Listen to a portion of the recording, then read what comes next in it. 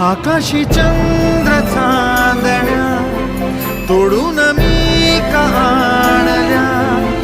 मनाचा पाळणा करू बांधून घे जरा झुला, डोळ्यात तूच साजणी सुखाचा स्पर्श तू नामा, तुझ्या विना उरेन अर्थ जीवना, उजळे तुझ्या हसूने कणकण, अन चंद्र हे हातीचे काकण.